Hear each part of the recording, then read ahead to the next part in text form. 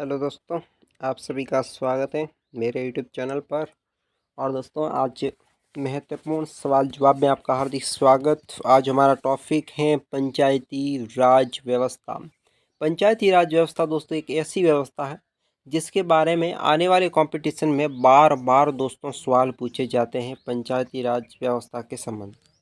तो इन सभी सवाल जवाबों पर हम चर्चाएं करेंगे। तो प्रश्न संख्या 1 आपके लिए है, भारतीय संविधान के किस भाग में पंचायती राज से संबंधित है? भारतीय संविधान है ये, जो ऐसा कौन सा संविधान का भाग है जिसमें पंचायती राज का वर्णन आपको मिलेगा? वो है दोस्तों भाग संख्या 8।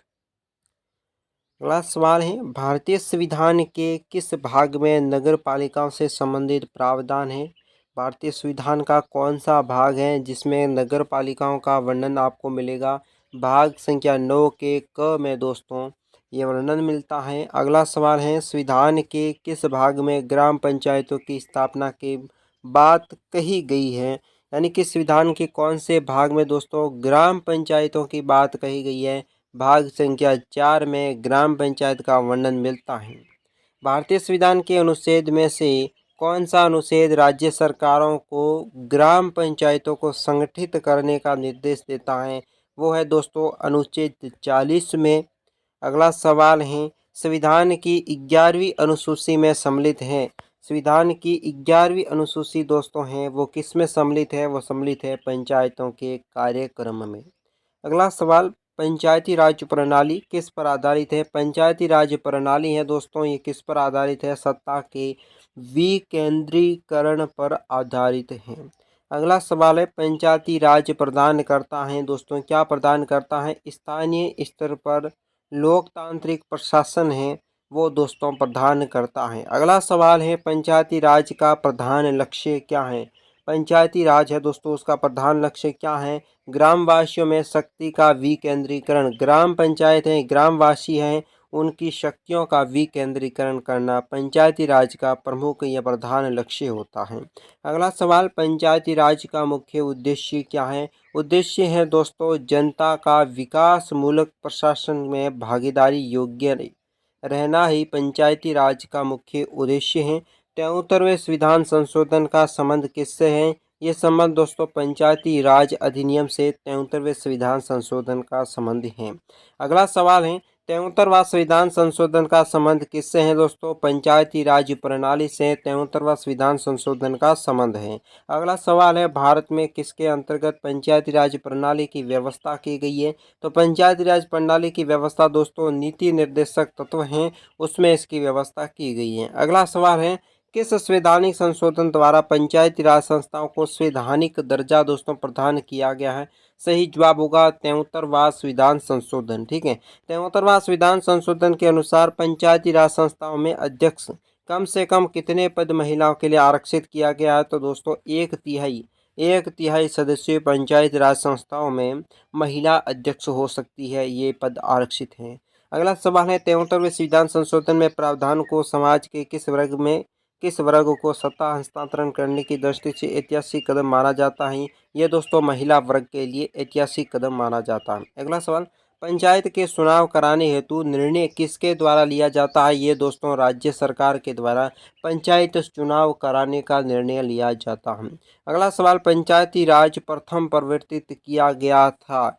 पंचायती राज का प्रथम प्रवर्तित किस प्रकार किया गया था? कहाँ किया गया था? राजस्थान में किया गया था। भारत में सबसे पहले राजस्थान में पंचायती राज की स्थापना किस वर्ष हुई थी? 1959 ईस्वी में।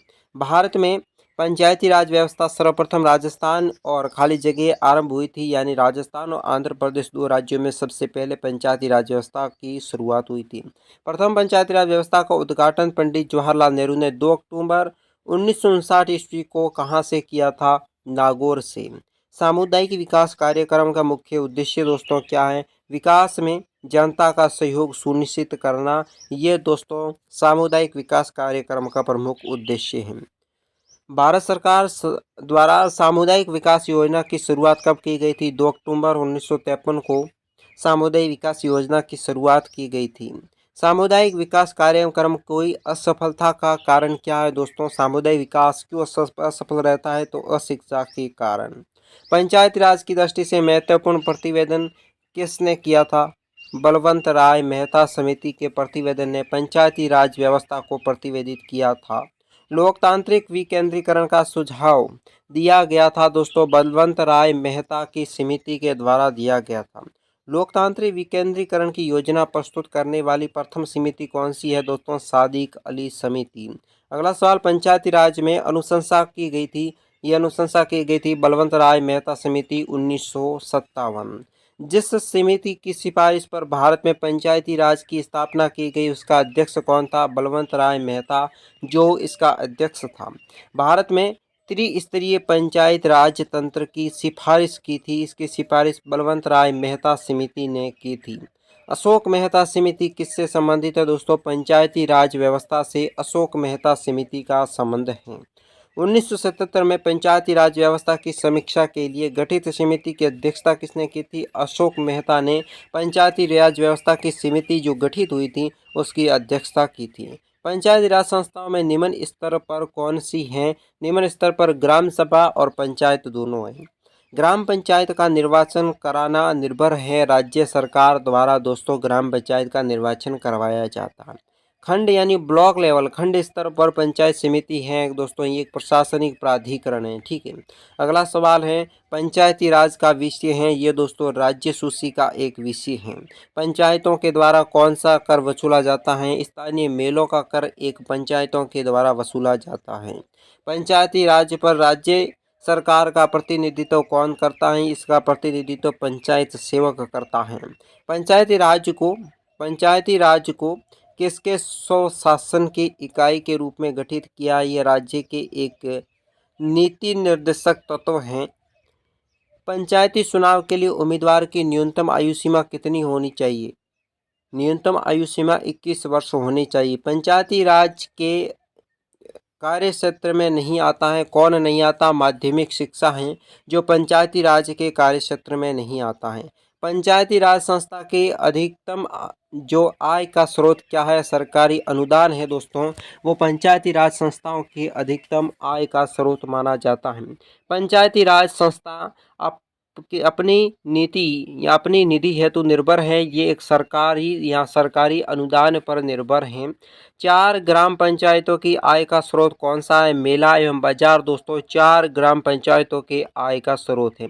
एक विकास खंड पर पंचायत समिति होती है दोस्तों, यह एक प्रशासनिक अधिकारी या प्रशासनिक अधिकरण के तहत एक विकास खंड पर पंचायत समिति का गठन होता है।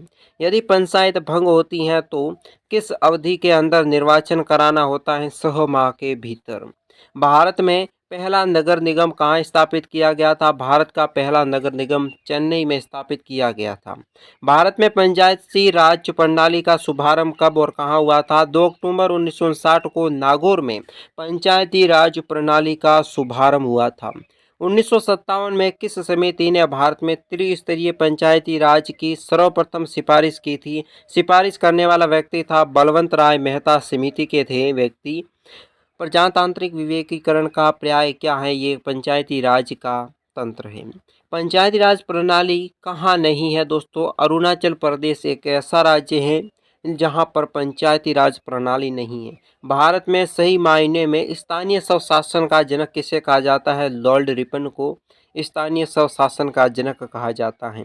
पंचायती राज प्रणाली में ग्राम पंचायत का गठन होता है दोस्तों, ग्राम स्तर पर पंचायत राज समिति का गठन होता है। पंचायती राज संस्थाओं में उच्च स्तर पर कौन होता है? जिला परिषद दोस्तों पंचायती राज संस्थाओं में उच्च स्तर पर होता है। तो आज के वीडियो में बस इतना ही। चैनल को करें सब्सक्राइब, वीडियो को लाइक करें, दोस्तों के साथ शेयर कर लें, साथ ही हमारे चैनल को अधिक से अधिक सपोर्ट कराने की कोशिश करावें। धन्यवाद।